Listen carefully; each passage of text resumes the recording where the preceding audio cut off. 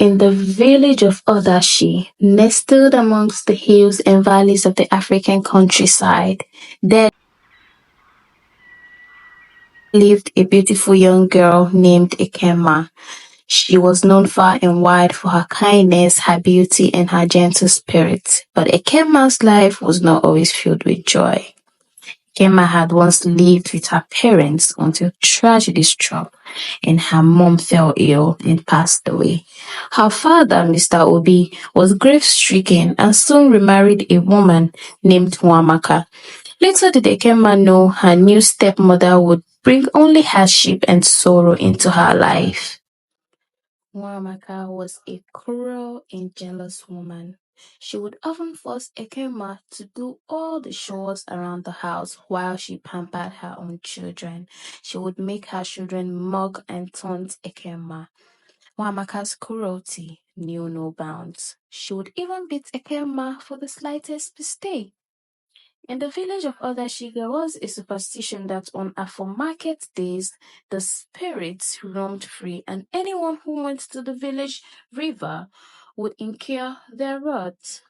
On this very Afro-market day, Ekemma had overslept and woke up late. She woke up to a furious Nwamaka ranting, cursing, and beating on her. She decided to punish Ekemma by sending her to the village river to fetch water from it.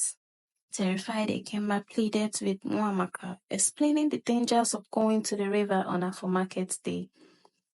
But all her pleas fell on deaf ears. As Ekemma set out on her journey to the river, the air around her grew thick with a sense of malevolence. The paths that had once been familiar now seemed twisted and unfamiliar, as if the spirits themselves were rearranging the landscapes to confuse and deter her. The first sign of trouble came in form of whispers that seemed to float on the wind, their words indistinct but filled with malice. Ekemma shivered, feeling as though unseen eyes were watching her every move. She quickened her pace, eager to reach the stream and complete the task. But the spirits were not done with her yet. As she neared the river, she heard the sound of footsteps behind her. Though when she turned, there was no one there. She had a cold chill run down her spine, and the hairs on the back of her neck stood on end. When she finally reached the stream, the atmosphere grew even more oppressive. The once gentle trickle of water seemed to roar in her ears, and the shadows cast by the trees danced and twisted in unnatural ways. She knelt by the river, her hands shaking as she dipped her wooden pot into the water. Suddenly, a voice spoke out from the darkness, causing Ekemma to startle. Who dares disturb our peace? The voice, deep and resonant, sending a shiver down her spine. Ekemma trembled, her heart pounding in her chest as she tried to speak. I mean no harm, she stammered amidst tears, her voice barely above a whisper. My wicked stepmother sent me to fetch water. Please, I beg your mercy. For a moment, there was silence, and Ekemma feared the worst. But then, to her surprise, the voice spoke again, this time with a note of pity. Go, child, it said.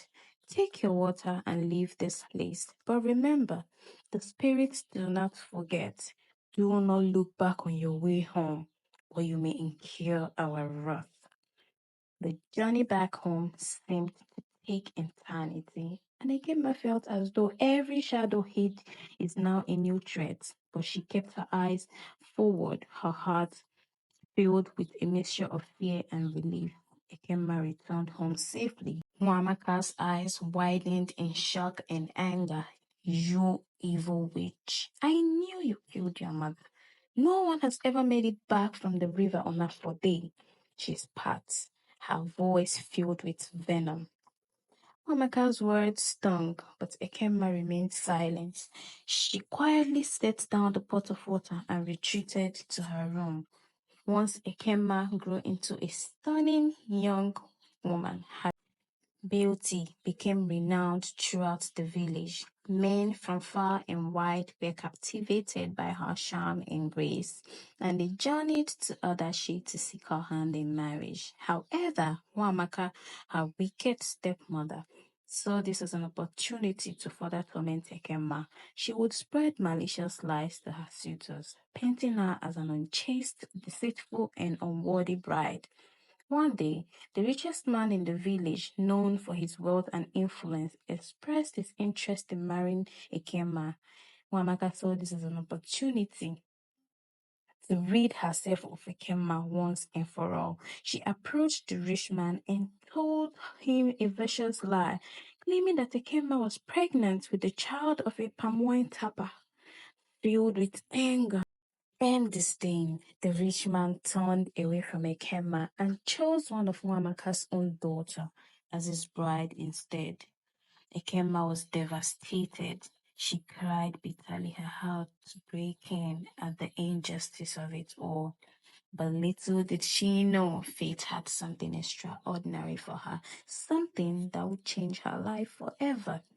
One day, a prince from a faraway land disguised himself as a pauper and came to seek Ekemma's hand in marriage. He had heard of Wamaka's lies and tales of her beauty. On the day of the marriage, the prince revealed his true identity, arriving at their house with his rich parents, the king and queens of the Ophianta Empire, the biggest dynasty. Wamaka was put to shame as Ekemma married and danced with her husband and in-laws. Meanwhile, her stepsisters were chased away from their husband's house for their bad characters and inability to cook. Ekemma went home and lived happily ever after, with her kindness and beauty shining more than ever.